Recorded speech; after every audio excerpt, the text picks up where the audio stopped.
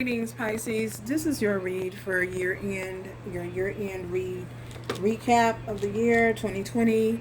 Um, I'll be doing things a little different this time. I'll be summing it up with a movie. The movie I got for you guys is Snow White. Not the kids Snow White, but the adult version of Snow White. You know, with the little girl from with the girl from Twilight. That's Snow White. And with Thor, the dude, what I don't know what his name is. Y'all, I am bad at this name, calling these people names. But anyway, so that's the movie that I got for you guys. So, as we all know how the story goes with Snow White was heir to her father's throne. Her father was remarried, remarried to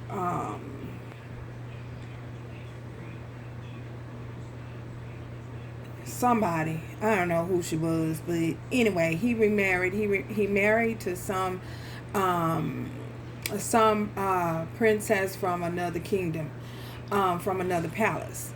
So once he married her, and he passed away. Snow White became heir to the throne.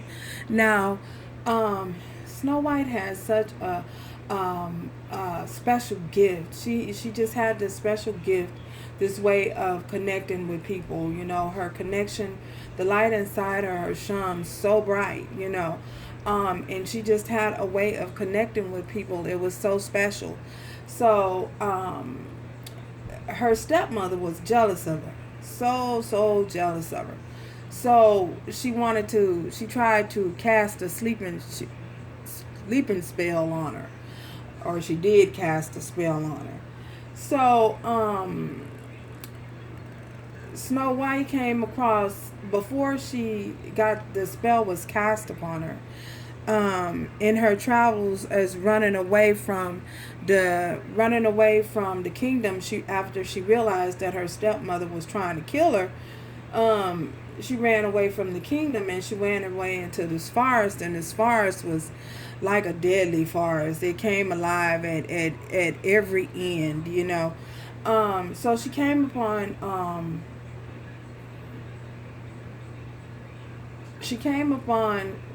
Thor. I don't know his name, so we just gonna say she came upon a great prince.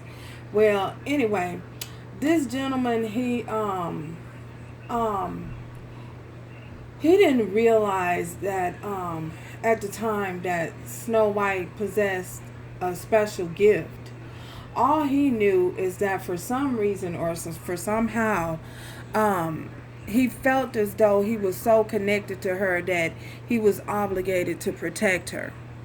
Um, as they began to set upon their many travels, they came upon so much opposition, so many obstacles. Because they was out to try and kill her. She was special. She was heir to her father's throne. So they came upon this village, and everyone in this village was destroyed, because she had come to the city. Her light had shone so bright. It was so bright that they followed her. They was following her. They were able to follow her. And it seemed as though everywhere they landed or everywhere they went, there was opposition and things was being destroyed around them. Her and this prince. We just gonna call him her prince. So they came upon, while in their travel, they came upon these seven dwarfs. These seven dwarfs. They saw what the prince that had been traveling with her. They saw what he couldn't see. They saw the light inside of her, and he was traveling with her all that time, and he didn't see her light. He didn't, he was so consumed with hurt, so much consumed with guilt, so much consumed with pain, because he lost his family. He lost a wife and a child. So he was consumed with grief. This guy was so consumed with grief that he just could not see what was right in front of him. So he mourned as it was as though he just mourned the loss of his family, repeatedly over and over and over and over, to the point where he tried to bury his experiences and his pain in alcohol. He tried to mask the pain with with the abuse of alcohol. So, but nothing could take away the pain. So the dwarfs saw in Snow White what he couldn't see all that time. They came upon this magical tree in the forest, and was it a tree or a deer? It was a tree and a deer. So, and this deer was something like an angel, something like a spirit, you know. And as the story went, no one was allowed to touch the deer or touch the angel. Whoever touched it would be the one who ruled the empire or something like that. Some kind of way that story went. I am sure I'm not doing this movie justice, y'all, but y'all gonna have to bear with me. So she did come upon this deer, and she was able to touch this deer, and it's at that moment that he saw, his eyes was awakened, and he saw and he realized how special she was. He realized her gift and the gift that was inside of her. So he began to fall in love with her, and he felt obligated to protect her and to get her to where she needed, whatever her destiny was, for the future, whatever her future was. He was destined, he felt as though he was obligated, and it was his destiny to help get her there. He felt as though he had to protect her at all costs, which is beautiful. Anyway, so he felt that he had to protect her at all costs. So somehow she was in the forest and was wandering through the forest, and she saw one of her childhood friends. And but the image of her childhood friend was a trick. It was a trick that was placed upon her by the witch. The witch tricked. It was an illusion. The trick. Ooh, she was tricking. And the witch came to her in the form of an illusion, in the form of her friend, and convinced her and enticed her to bite in an apple. The apple was poisonous. And when she bit into the apple, how the story goes, she was consumed with, her system was with poison, and a spell was cast upon her, so she had to sleep until a great prince came along and woke her up. So, yeah. Now, I say that to say this, Pisces. As you have gone through the year of 2020 and previous, I feel as though there have been many times you have been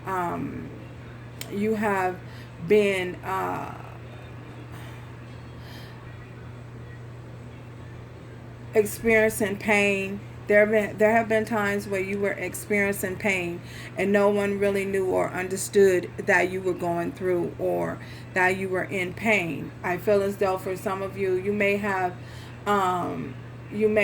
experienced a lot of grief. You may have experienced a loss of some sort. Whatever the loss was, you experienced a loss of some sort. And in experiencing this loss, it caused you to lose hope. It caused you to lose hope in ever finding true love again or ever finding love again.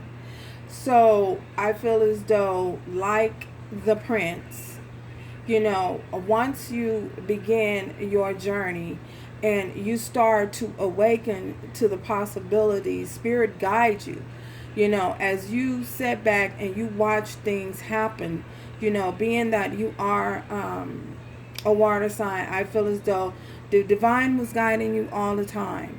And as you sit back and as you took a second look at life, you realized that you were hiding yourself away from pain and masking the pain that you were feeling inside because you possibly wanted to be in a connection and desired to be in a connection, yet you felt as though you wouldn't be able to find a great love again, and love wouldn't find you again, not the type of love that you have before.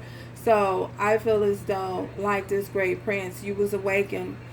Spirit had to guide you, and spirit had to, as you watched or listened and stayed in tune to the divine, they began to open your eyes spiritually and show you and allow you and help you to realize that you will find love again. Love will come to you again. And that there's always hope. You know what I'm saying? There's always hope, to never lose hope. Never lose hope in the divine. Never lose hope in love, period. To lose hope in love and to lose faith and belief and trust and love it means to lose the love of oneself, to lose yourself. So I feel as though instead of trying to mask your pain, I feel as though Spirit guided you through the lessons and assisted you in dealing with your pain and coping with your pain and awakening you to the possibility that there is love out there, that there is love and you will have a second chance. But first you have to, first of all, love yourself. You know what I'm saying? You have to love yourself first. If you can't love yourself and you can't have compassion for yourself, and how can you have it for anybody else? Knowing when to let go and when to release something. I feel as though knowing when to let go and release pain and release hurt and not hold yourself accountable for experiences and things that happen, things that are beyond your control. And know that, that everything in your life is being divinely guided. The card I pulled, freedom. Possessing the power and the free will to create your own happiness. So I feel as though, again, once you realize and forgive yourself, possibly there's something that you need to forgive yourself for. Forgive yourself for the pain. Forgive yourself for the grief. Forgive yourself from holding yourself back. Release all of that. I feel as though there's a great need to release and to let that go. And I feel once you've done that, or once you did that, I feel as though Spirit allowed your heart to open. Your heart chakra became open. Just as the prince, the great prince, we're going to call him the prince. Just as the great prince, he allowed himself to open his heart and feel again. He understood that he was in control of his own happiness, and that he had everything within him, within the side of him, to create his own, happiness, a new beginning, a fresh new start. You know what I'm saying? And to not allow himself to be fooled into thinking that there's no hope. There's always hope. You know what I'm saying? There's always hope in mankind. So I feel as though he had to realize that, he really had to realize that and accept that, and know that he had the freedom to choose. You know what I'm saying? You can choose and wallow in self-pity and wallow in pain, and that's your choice. If that's what you want to do, that's what you want to do. Okay? Ain't nobody telling you have to do anything. But Spirit has helped to assist and suggest at some point for you to make the choice and the decision to choose happiness and to choose love. To choose happiness again, to choose love again, to choose compassion again. So, When he realized that, he was able to go up to the princess and to give her that kiss. And that kiss that he gave her awakened her. You know what I'm saying? It took that kiss and him understanding, understanding that he can create, that he had the ability to create his own happiness. And she was awakened again. She was awakened. So, that being said, I feel as though, you guys stepped into your greatness. At some point you realize, because it take a real king to understand their mistakes, to understand where they went wrong, to understand the fact that they have the ability to create and what it is that they desire, their own reality. A king, you went from king to emperor status. And going into 2021, I feel as though you guys have gained that emperor status, and you will no longer allow yourself to be held back. You will no longer allow anyone else to hold you back. You will take your challenges and you will deal with your challenges head on, and you will not only will you deal with them head on, you will not allow yourself to be consumed with any type of grief. I feel as though you guys have learned and has learned that the need to release, when you need to release. So, Pisces, that's what I have for you for the month of December, going into 2021, to the year of the Aquarian.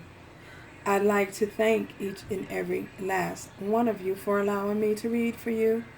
I'd like to thank each and every one for you allowing me a peek into your life, into your story. Thank you, Spirit, for allowing me a peek behind the veil. Thank you. And congratulations. Let me be the first to congratulate you. Going into 2021, the year of the Aquarian. Congratulations. Congratulations on overcoming, holding yourself back. No longer feeling the need to hold yourself back. Knowing and understanding you are free. Your freedom. Realizing your strength and the freedom within. So, congratulations again, Pisces. And may rivers of living water continue to flow through your belly. And I will see you guys in 2021. So, ciao, you guys.